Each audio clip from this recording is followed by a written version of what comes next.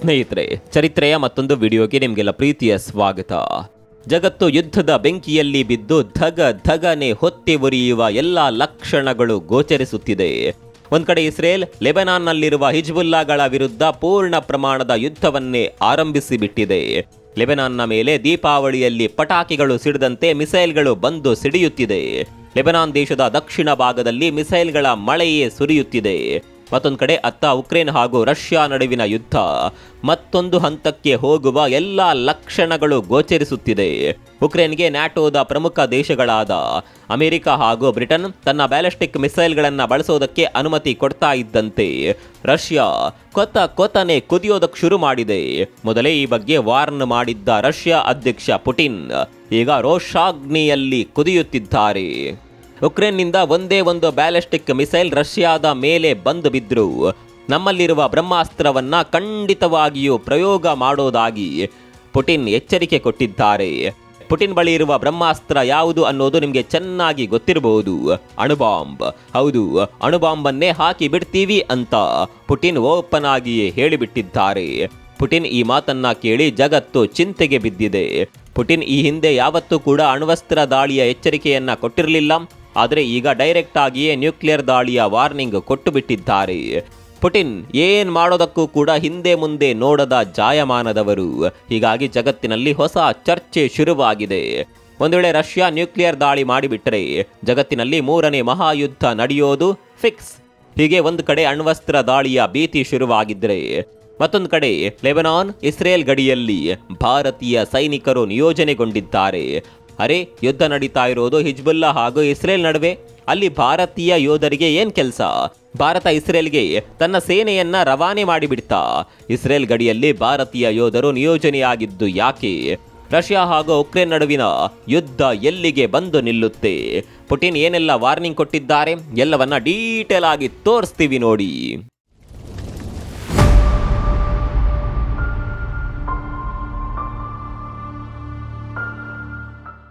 ಸ್ನೇಹಿತರೆ, ರಷ್ಯಾ ಹಾಗೂ ಉಕ್ರೇನ್ ನಡುವೆ ಯುದ್ಧ ಆರಂಭವಾಗಿ 2 ವರ್ಷಗಳಾಗಿವೆ.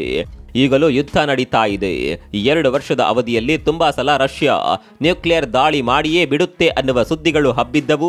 ಆದರೆ ರಷ್ಯಾ ಅಧ್ಯಕ್ಷ ಈ ಬಗ್ಗೆ ಯಾವತ್ತೂ ಕೂಡ ಮಾತನಾಡಿರಲಿಲ್ಲ ಅಥವಾ ನ್ಯೂಕ್ಲಿಯರ್ ದಾಳಿಯ ಎಚ್ಚರಿಕೆಯನ್ನ ಕೂಡ ಪುಟಿನ್ ಕೊಟ್ಟಿರಲಿಲ್ಲ. ಆದರೆ ಇದೇ ಮೊದಲ ಬಾರಿಗೆ ರಷ್ಯಾ ನ್ಯೂಕ್ಲಿಯರ್ ದಾಳಿ ಮಾಡುವ ಬಗ್ಗೆ ವಾರ್ನಿಂಗ್ ಕೊಟ್ಟು ಬಿಟ್ಟಿದೆ. ಈ ಬಗ್ಗೆ ಖುದ್ದು ಮಾತನಾಡಿರುವ ಪುಟಿನ್, ನಾವು ಅಣ್ವಸ್ತ್ರವನ್ನ ಯುದ್ಧದಲ್ಲಿ ಬಳಕೆ ಮಾಡೋದಕ್ಕೆ ರೆಡಿ ಇದ್ದೇವೆ ಅನ್ನುವ ಮಾತನ್ನ ಓಪನ್ ಆಗಿಯೇ ಹೇಳಿಬಿಟ್ಟಿದ್ದಾರೆ. ಪುಟಿನ್ ಇಂಥದ್ದೊಂದು ಎಚ್ಚರಿಕೆ ಕೊಡೋದಕ್ಕೆ ಕಾರಣ ಕೂಡ ಇದೆ. ಸ್ನೇಹಿತರೆ, ನಾವು ಕೆಲ ದಿನಗಳ ಹಿಂದೆ ಒಂದು ವಿಡಿಯೋ ಮಾಡಿದ್ವಿ. ಉಕ್ರೇನ್ ಬ್ರಿಟನ್ ಹಾಗೂ ಅಮೆರಿಕ ನಿರ್ಮಿತ ವೆಪನ್ಗಳನ್ನ ರಷ್ಯಾದ ನೆಲದ ಮೇಲೆ ದಾಳಿ ಮಾಡೋದಕ್ಕೆ ಪರ್ಮಿಷನ್ ಕೇಳಿತ್ತು.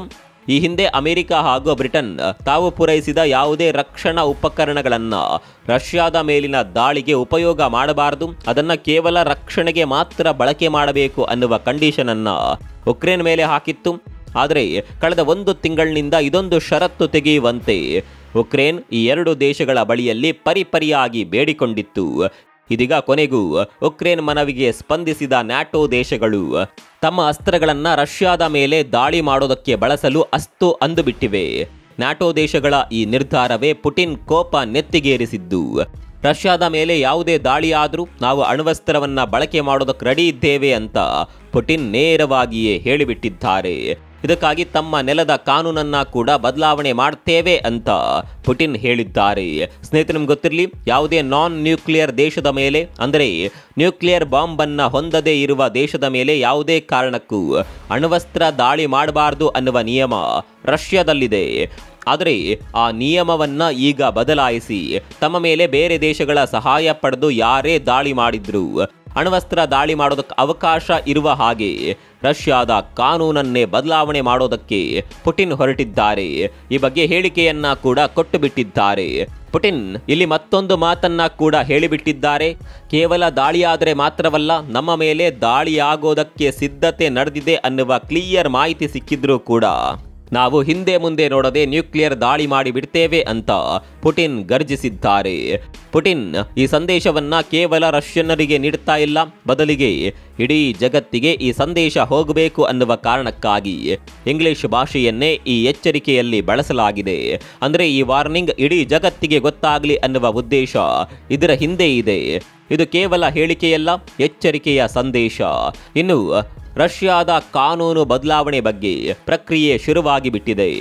ಇದನ್ನೆಲ್ಲ ನೋಡ್ತಾ ಇದ್ರೆ ಸ್ವಲ್ಪ ಹೆಚ್ಚು ಕಡಿಮೆ ಆದರೂ ರಷ್ಯಾ ನ್ಯೂಕ್ಲಿಯರ್ ದಾಳಿ ಮಾಡೋದ್ರಲ್ಲಿ ಯಾವುದೇ ಅನುಮಾನ ಇಲ್ವೇ ಇಲ್ಲ. ಪುಟಿನ್ ಹೀಗೆ ಎಚ್ಚರಿಕೆ ಕೊಟ್ಟರು ಅಮೆರಿಕ ಹಾಗೂ ಬ್ರಿಟನ್ ದೇಶಗಳು ತಮ್ಮ ನಿರ್ಧಾರವನ್ನ ಬದಲಿಸುವಂತೆ ಕಾಣಿಸುತ್ತಿಲ್ಲ. ಇದೇ ಕಾರಣಕ್ಕಾಗಿ ಜಗತ್ತಿನಲ್ಲಿ ಭಯ ಆವರಿಸಿರುವುದು. ಅವರು ಕೇಳಲ್ಲ, ಇವರು ಬಿಡಲ್ಲ ಅನ್ನುವ ಪರಿಸ್ಥಿತಿ ನಿರ್ಮಾಣವಾಗಿ ಬಿಟ್ಟಿದೆ. ಅಮೆರಿಕ ಹಾಗೂ ಬ್ರಿಟನ್ ಒಂದು ರೀತಿಯಲ್ಲಿ ಉಕ್ರೇನ್ಗೆ ಪ್ರಚೋದನೆ ನೀಡ್ತಾ ಇದೆ. ನೀವು ನಮ್ಮ ಮಿಸೈಲ್ಗಳನ್ನು ಬಳಸಿ ರಷ್ಯಾದ ರಾಜಧಾನಿ ಮೇಲೆ ದಾಳಿ ಮಾಡಿ ಅಂತ ಉಕ್ರೇನನ್ನ ಎತ್ತಿ ಕಟ್ಟುತ್ತಿವೆ. ಉಕ್ರೇನ್ಗೆ ಕೂಡ ಇದೇ ಬೇಕಿತ್ತು. ಮುಂದಿನ 2-3 ದಿನಗಳು ಈ ಯುದ್ಧದಲ್ಲಿ ನಿರ್ಣಾಯಕ ಪಾತ್ರವನ್ನ ವಹಿಸುತ್ತವೆ. ಇನ್ನೆರಡು ದಿನದಲ್ಲಿ ಉಕ್ರೇನ್ ಮೇಲೆ ನ್ಯೂಕ್ಲಿಯರ್ ದಾಳಿ ಅನ್ನುವ ಸುದ್ದಿ ಬಂದರೂ ಅಚ್ಚರಿ ಇಲ್ಲ. ಹೀಗೆ ಒಂದ್ ಕಡೆ ರಷ್ಯಾ ನ್ಯೂಕ್ಲಿಯರ್ ದಾಳಿ ಎಚ್ಚರಿಕೆಯನ್ನ ನೀಡಿದ್ರೆ, ಅತ್ತ ಇಸ್ರೇಲ್ ಹಾಗೂ ಹಿಜ್ಬುಲ್ಲಾ ಬಂಡುಕೋರರ ನಡುವಿನ ಕದನ ತಾರಕಕ್ಕೇರಿದೆ. ಇಸ್ರೇಲ್ ಅಂತೂ ಲೆಬನಾನ್ನ ದಕ್ಷಿಣ ಭಾಗದ ಮೇಲೆ ಮನ ಬಂದಂತೆ ದಾಳಿ ಮಾಡ್ತಾ ಇದೆ. ಈ ಮಧ್ಯೆ ಇಸ್ರೇಲ್ ಹಾಗೂ ಲೆಬನಾನ್ ಗಡಿಯಲ್ಲಿ ಭಾರತದ ಸೈನಿಕರು ನಿಯೋಜನೆಯಾಗಿದ್ದಾರೆ. ಶಾಕಿಂಗ್ ಸಂಗತಿ ಅಂದ್ರೆ, ಹೀಗೆ ನಿಯೋಜನೆಯಾದ ಸೈನಿಕರಲ್ಲಿ ಭಾರತದ ಒಬ್ಬ ಸೈನಿಕನಿಗೆ ಗಂಭೀರ ಗಾಯ ಕೂಡ ಆಗಿದೆ. ಇನ್ನೇನು ಪ್ರಾಣವೇ ಹೋಯ್ತು ಅನ್ನುವಾಗ ಇಸ್ರೇಲ್ನಿಂದ ಭಾರತಕ್ಕೆ ರೋಚಕ ಏರ್ಲಿಫ್ಟ್ ಆಪರೇಷನ್ ನಡೆಸಿ ನಮ್ಮ ಯೋಧರ ಪ್ರಾಣವನ್ನ ಉಳಿಸಲಾಗಿದೆ. ಅರೆ, ಭಾರತದ ಸೇನೆ ಇಸ್ರೇಲ್ಗೆ ಹೋಗಿ ಬಿಡ್ತಾ? ಇಸ್ರೇಲ್ ಹಾಗೂ ಹಿಜ್ಬುಲ್ಲಾಗಳ ನಡುವೆ ನಡೆಯುತ್ತಿರುವ ಯುದ್ಧದಲ್ಲಿ ಭಾರತೀಯ ಸೇನೆ ಏನ್ ಮಾಡ್ತಾ ಇದೆ ಅಂತ ಕೇಳಿದ್ರೆ ಉತ್ತರ ವಿಶ್ವಸಂಸ್ಥೆಯ ಭಾಗವಾಗಿ ಭಾರತೀಯ ಸೈನಿಕರನ್ನ ಲೆಬನಾನ್ ಮತ್ತು ಇಸ್ರೇಲ್ ಗಡಿಯಲ್ಲಿ ನಿಯೋಜನೆ ಮಾಡಲಾಗಿದೆ. ಹೌದು, ಇಸ್ರೇಲ್ ಲೆಬನಾನ್ ಗಡಿಯಲ್ಲಿ ವಿಶ್ವಸಂಸ್ಥೆಯ IFIL ಅಂದ್ರೆ United Nations interim force in Lebanon ಭಾಗವಾಗಿ 600 ಭಾರತೀಯ ಯೋಧರು ನಿಯೋಜನೆಗೊಂಡಿದ್ದಾರೆ. ಭಾರತೀಯ ಯೋಧರು ಸುಮಾರು 110 ಕಿಲೋಮೀಟರ್ ದೂರದ ಬ್ಲೂ ಲೈನ್ನಲ್ಲಿ ನಿಂತಿದ್ದಾರೆ.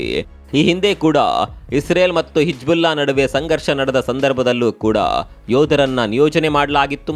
ಆದರೆ ಇಲ್ಲಿ ಒಂದು ವಿಚಾರ ಸ್ಪಷ್ಟಪಡಿಸಬೇಕು, ಇದು ಭಾರತೀಯ ಸೇನೆಯ ಯೋಧರಲ್ಲ, ಬದಲಾಗಿ ವಿಶ್ವಸಂಸ್ಥೆಯ ಭಾಗವಾಗಿರುವ ಭಾರತೀಯ ಯೋಧರು. ವಿಶ್ವಸಂಸ್ಥೆ ಕೆಲವೊಂದು ವಿವಾದಿತ ಪ್ರದೇಶದಲ್ಲಿ ತನ್ನ ಸೇನೆಯನ್ನ ಕೂಡ ನಿಯೋಜನೆ ಮಾಡುತ್ತೆ. ಆ ಭಾಗದ ಜನರಿಗೆ 2 ದೇಶಗಳ ನಡುವಿನ ಸಂಘರ್ಷದಿಂದ ಯಾವುದೇ ತೊಂದರೆ ಆಗಬಾರದು ಅನ್ನುವ ಕಾರಣಕ್ಕಾಗಿ ಈ ರೀತಿ ಮಾಡಲಾಗಿರುತ್ತೆ. ಹೀಗೆ ವಿಶ್ವಸಂಸ್ಥೆಯಿಂದ ನಿಯೋಜನೆಯಾದ ಈ ಸೇನೆಯಲ್ಲಿ ಒಬ್ಬ ಸೈನಿಕನ ಪ್ರಾಣಕ್ಕೆ ಸಂಚಕಾರ ಬಂದಿತ್ತು. ಹಿಜ್ಬುಲ್ಲಾ ಉಗ್ರರು ಸಿಡಿಸಿದ ಮಿಸೈಲ್ ಆಯತಪ್ಪಿ ಬಂದು ವಿಶ್ವಸಂಸ್ಥೆಯ ಸೇನಾ ನೆಲೆ ಮೇಲೆ ಬಂದು ಬಿದ್ದಿತ್ತು. ಕೊನೆಗೆ ಗಾಯಗೊಂಡ ಸೈನಿಕನನ್ನ ಇಸ್ರೇಲ್ ರಾಜಧಾನಿಗೆ ತಂದು ಅಲ್ಲಿಂದ ನೇರವಾಗಿ ಭಾರತಕ್ಕೆ ಏರ್ಲಿಫ್ಟ್ ಮಾಡಲಾಗಿದೆ. ಸ್ನೇಹಿತರೆ, ನಿಮ್ಗೆ ಗೊತ್ತಿರಲಿ, ಇಸ್ರೇಲ್ ಹಾಗೂ ಲೆಬನಾನ್ ನಡುವೆ ಒಂದು ಬಫರ್ ಝೋನ್ ಇದೆ. ಈ ಬಫರ್ ಝೋನ್ನಲ್ಲಿ ವಿಶ್ವಸಂಸ್ಥೆಯ ಸೇನಾ ಪಡೆಯನ್ನ ನಿಯೋಜನೆ ಮಾಡಲಾಗುತ್ತೆ. ಹಾಗಂತ ಇಲ್ಲಿರೋದು ಕೇವಲ ಭಾರತದ ಸೈನಿಕರು ಮಾತ್ರವಲ್ಲ, ಬೇರೆ ಬೇರೆ ದೇಶಗಳ ಸೈನಿಕರನ್ನ ಕೂಡ ಇಲ್ಲಿ ನಿಯೋಜನೆ ಮಾಡಲಾಗಿದೆ. ಬೇರೆ ಬೇರೆ ದೇಶಗಳ ಸೇನೆಗಳಿಗೆ ಬೇರೆ ಬೇರೆ ಭಾಗಗಳನ್ನ ನೋಡಿಕೊಳ್ಳುವ ಜವಾಬ್ದಾರಿಯನ್ನ ನೀಡಲಾಗಿದೆ. ಅದೇನೇ ಇರಲಿ, ಈ ಯುದ್ಧವಂತೂ ಸದ್ಯಕ್ಕೆ ನಿಲ್ಲುವ ಯಾವುದೇ ಲಕ್ಷಣಗಳು ಕಾಣುತ್ತಿಲ್ಲ. ಪರಿಸ್ಥಿತಿ ಇದೇ ರೀತಿ ಮುಂದುವರೆದ್ರೆ ಮುಂದಿನ ದಿನಗಳು ಅತ್ಯಂತ ಘೋರವಾಗಿರಲಿದೆ. ಈ ಬಗ್ಗೆ ನಿಮ್ಗೆ ಏನನ್ಸುತ್ತೆ? ಕಾಮೆಂಟ್ ಮಾಡಿ.